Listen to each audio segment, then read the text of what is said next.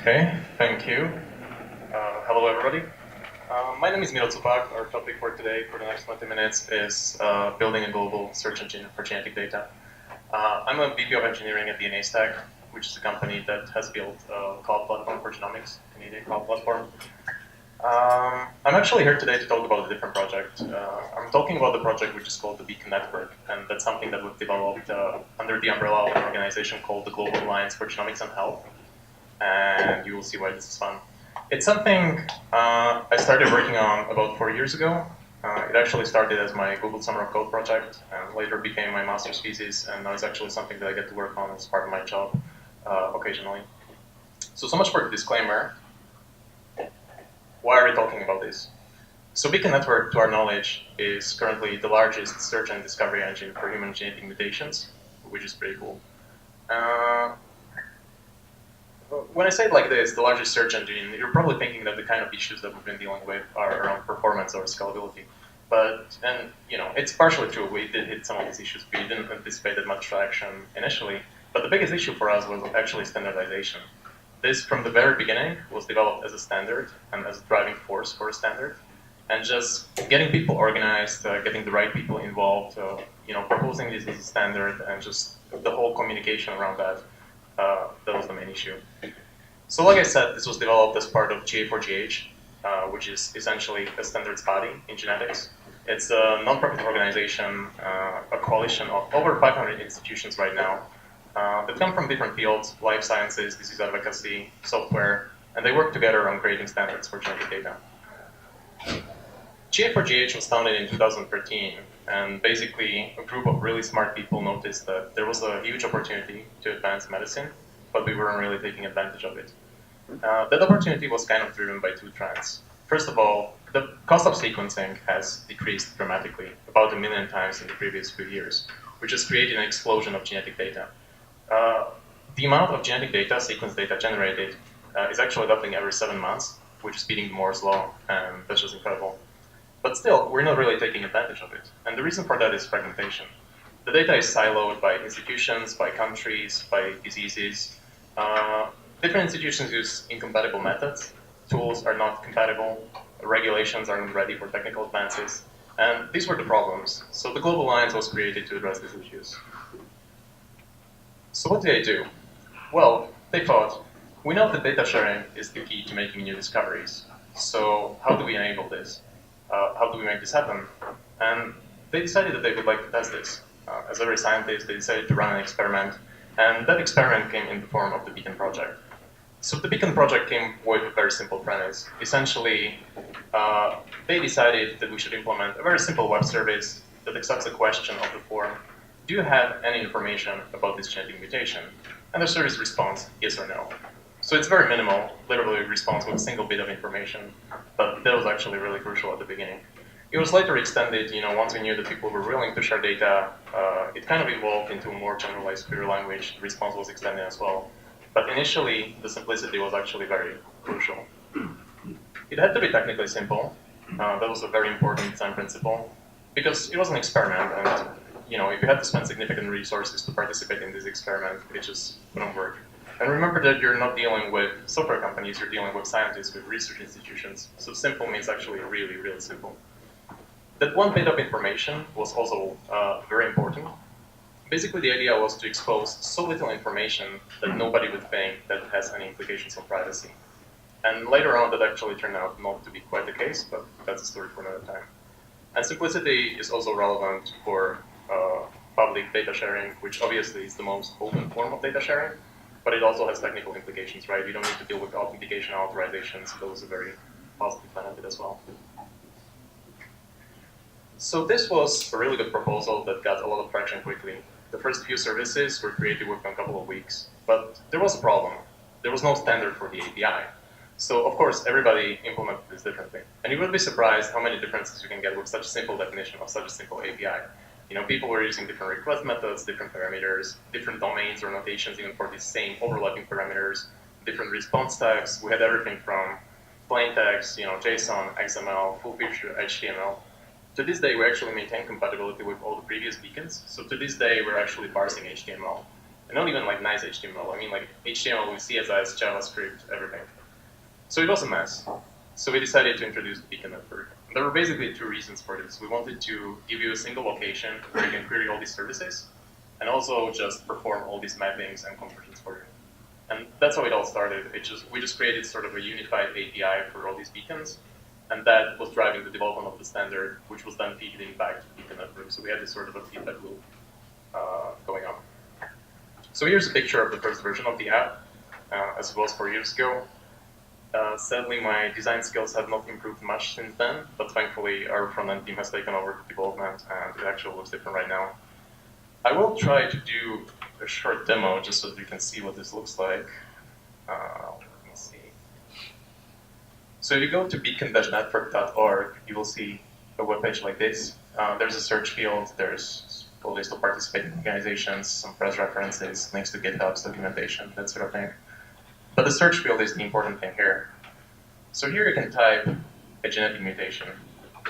I'm just going to use the one that's really well known. It's actually associated with breast cancer, just as an example. And there is a very specific format to this query string. It's actually really simple to explain. So you probably know that DNA can be represented as a string of letters, a very long string, about 3 billion letters per individual. So in order to specify a mutation, you basically need to say two things. Where in this string and what letter, right? And that's what we're saying here. So the basic alphabet for these are letters A, C, G, and T, as you may remember from high school biology. So the first number here is the chromosome identifier. The second number, the 32 million something, is the position within that chromosome. And then technically I just need to give you one letter because I've specified the position exactly, but quite often you specify it as a div. So here I'm saying a healthy individual would have a G on that position, but I'm actually looking for a guy that has a C on that position. And there's a couple of reasons why I specify it like this. First of all, this kind of div format allows you to better capture more complex mutations, like insertions and deletions of whole strings. And it's also kind of practical. From a biological standpoint, we're all very similar. You know, our DNA is going to overlap massively between us. So why would you store all 3 billion letters if you can only store, let's say, 3 million, which would be like a reasonable number for an individual? So quite often you actually store it as a div. And you store it as a div to a reference genome. There's a couple of versions of this, and that's the first toggle at the beginning here. So that's kind of like the base formatted. So I specify a mutation like this, and then I just click search. And what the search engine does is it takes a query, does conversion to some canonical internal form, and then it determines which services it actually needs to talk to be able to answer this query. It distributes the query to the services, collects the responses, and shows you the result. I'm actually tethering over my phone. I wasn't able to get the Wi-Fi working, so this appears to be really slow. But let's see. Let's give it a second, maybe.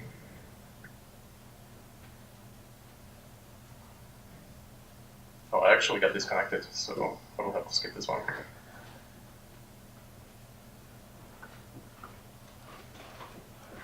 I have a picture for what that would look like, though, just in case. Basically, you get this really long list of institutions, and it's sort of the beacon format of the API, so you can see yes or no on the right side as found, as not found. Some beacons might expose more information. You can sort of browse through that. Some might give you a URL to some authorized system where you can get more information. So it's kind of like the first discovery point of contact. And you can see that some really cool institutions are participating in this. You have big research institutes like Wolfgang Sanger, you have really big data aggregators such as Google, and there's a really cool data actually there. So this brings us back to the standard. In the standard, we're currently on version 0.4. We've been through a couple of versions. And like I said, we've extended the query language as well as the response. If you want to know, what exactly happened, feel free to look it up. For the purpose of this talk, I think what's more interesting is just the learning path here. So at first, with 0.1, we really just wanted to formalize that early definition of the service, accept this question, respond yes or no. And we chose Apache Avro as the format, which is great for data models, but not so great for APIs. So we actually didn't specify things like endpoints or what kind of request method you're supposed to use. So that turned out to be really vague and actually didn't have significant adoption. And primarily the vagueness and ambiguity in interpretation was the problem. So we thought, okay, that was clearly a mistake. Let's address this with 0.2. So with 0.2, we're really focused on the vagueness aspect of the thing. So we basically went overboard and tried to kind of over-standardize or over-prescribe everything, and actually led to a very complex protocol, which turned out to be quite a significant barrier for adoption again. So again, problems with adoption, but for a different reason. Turns out that people were actually buying into this because it was so simple, so they're constructing a really complex protocol that it simply didn't work out quite well. Beacon project was still popular during the time when 0.2 was the active spec. Actually, around 60 beacons were created, which is pretty good, but only one of them would be strictly compatible with the spec. So most of the time, people chose to implement some variation of the specification for pragmatic reasons, which means that we simply didn't get it right, and the specification did not reflect what people actually needed. So with Open 3, we really took a step back. We got the right people involved. We really essentially rewrote everything from scratch, simplified it, and that has gotten a lot of traction and really good feedback, so I feel like we really got it right with this version. One thing we didn't get right, though, was developer friendliness, essentially. We were using Avro at the time. We were looking into using protocol buffers. It turned out that developers actually don't like working with these. They're a bit too complex for this purpose. So with Open4, we've actually migrated to OpenAPI, and so far we're really happy with it. So the Beacon network itself is a Java EE application. It's running on Wildfly and distributed to Docker. It actually consists of 9 services or subsystems. The data subsystem there takes care of access to the database. It's standard JPA and MySQL. Service is sort of the core of the business logic. So it takes care of things like query normalization, participant resolution, distributing the queries across the network. So it's sort of like level 1 parallelization in the system. And then, once you get the query from the service layer, you go to the processor subsystem. So processor receives a query and takes care of query execution against a particular beacon. So it's kind of like level 2 parallelization. And the problem we had here was basically the fact that there are so many different variations of the API, and sometimes the behavior even depends on the parameters. Well, okay. So basically, we just couldn't get it working reasonably with static configuration, and we needed something more dynamic. So we figured out this option where basically we're storing business logic in the database. So we have this system where we have sort of 4-stage pipeline of executing a query against each beacon. Each of these stages is implemented as a class. You resolve it from the database. You fetch the class. You instantiate it as a CDIBN or an EJB, depending on what you need. So you have this sort of highly parallelized Java EE pipeline for a query. So the first stage, converter, basically takes care of mapping the internal representation to the language that the particular service speaks.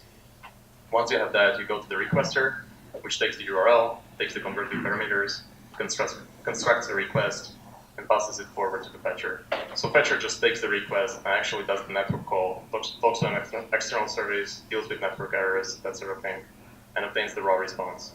And then you have parsers, which take the raw response and extract the information that you're actually looking for. So they also deal with parsing errors, different data formats, that sort of thing. And just to give you sort of the idea of how many variations of things there are, even though it is, I think, pretty nicely structured, we actually have, I think, 14 converters, 11 requesters, 2 fetchers, and like 18 parsers. So just multiply this and see how many different variations of the APIs there are. Mapper is just a simple translation layer between different internal representations of the object. And REST is basically API gateway. So this actually has a REST API in both XML, legacy, or JSON, the new one. This is what the query execution looks like. You have beacons on the right side. You have the individual pipelines that are managed by processors. Then you have sort of cross-beacon aggregation at the service layer. And then you have an API. So we've done actually quite a lot of data science around this. Once you have a network that extends a single institution or a single data set, you can get quite interesting insights.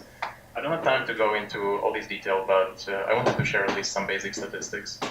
So we have currently around 100 installations of the beacons from 40 different institutions all around the globe on all the continents, except for Antarctica. There's not a lot of sequencing going on there. In terms of how big the searches actually are, because of the way this is structured, where each institution sort of takes care of their individual service, sometimes you don't know how much data you're actually querying. So if I had to extrapolate from the data sets that we know of, I would say that we're probably looking at around 2 million samples and 2 billion genetic variations, which is very substantial. We have a bunch of users from all over the world. I think you can truly call it a global system, around 13,000 unique users. In terms of traffic, the system has reached 1 million searches in September last year. So right now we'd probably be at somewhere around 1.5 million.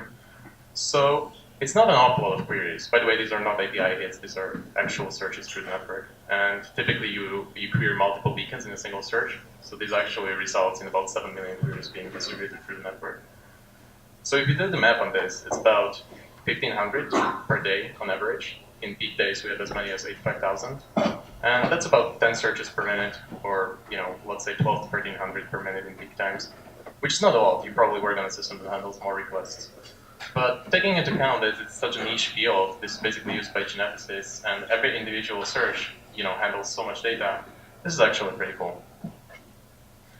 We looked at a bunch of other information as well, sort of more domain-specific. We looked at what are the popular mutations that people look for, what are the popular chromosomes, assemblies, what genes these mutations are associated with, what diseases these genes are associated with, sort of like transitively. And I'm happy to go into more detail individually after the talk. Don't have time to get into this, but basically all of these yielded to some interesting results. So it turned out that all the searches are actually really focused. People are looking for very similar things.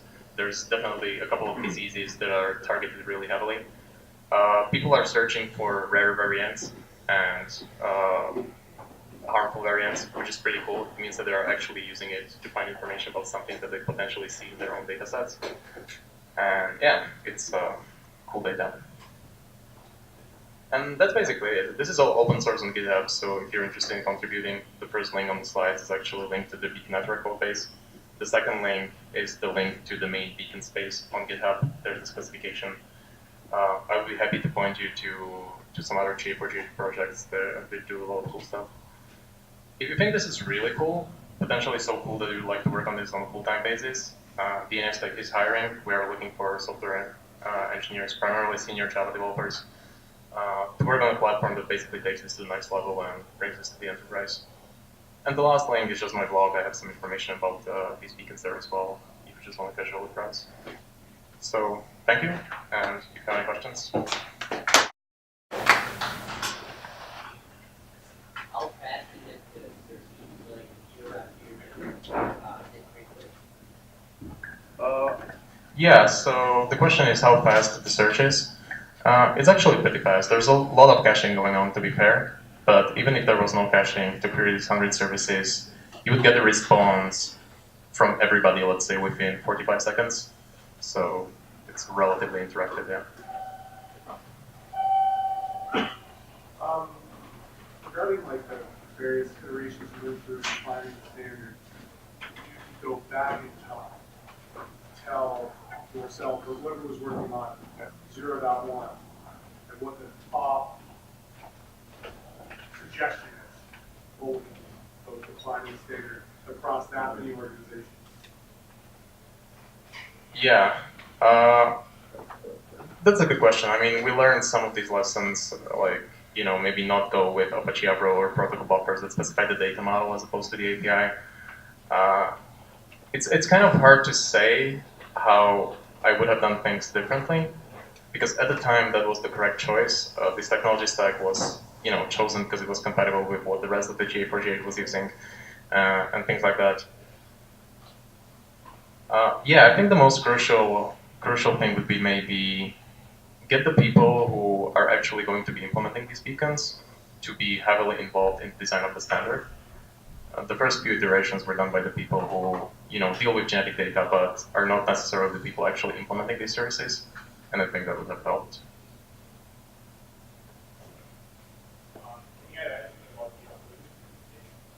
Sorry?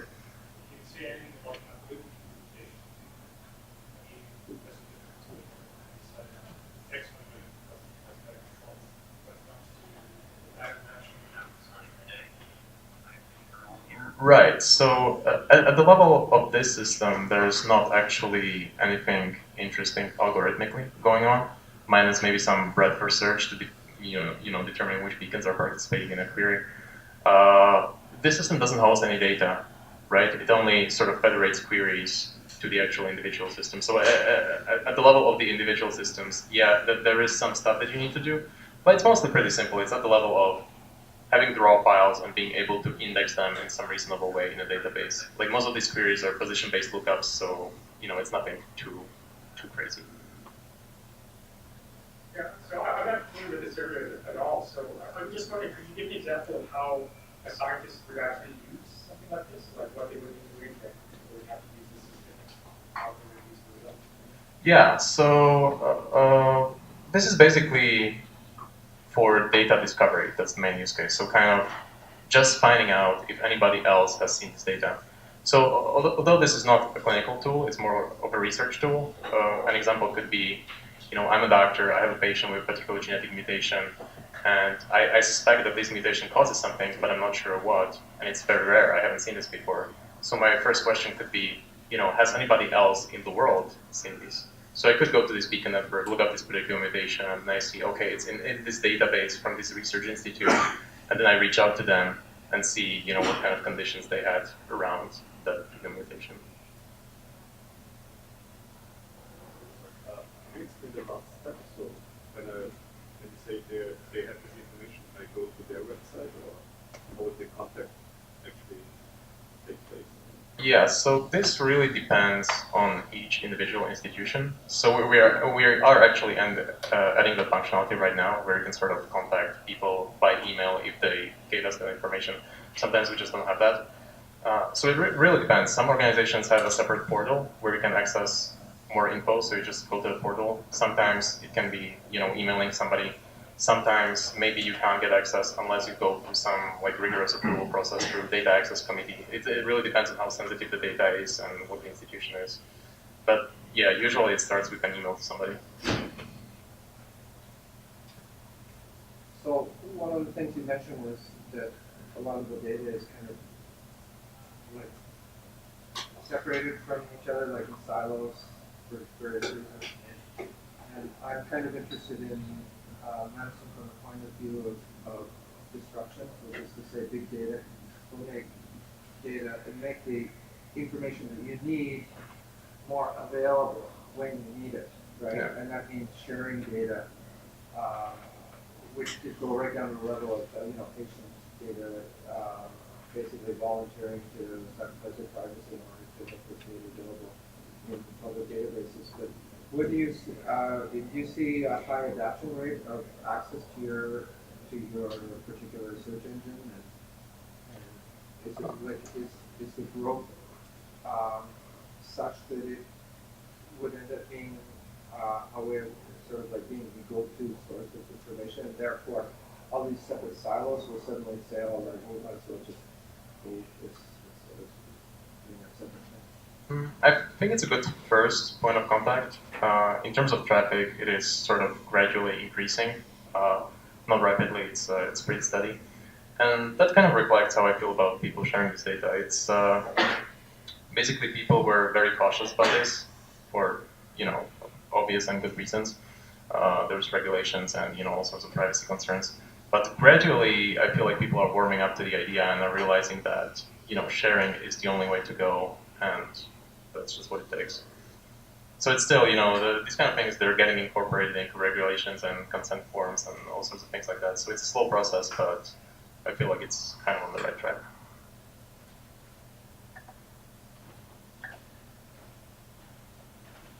All right, thank you. Okay, thank you.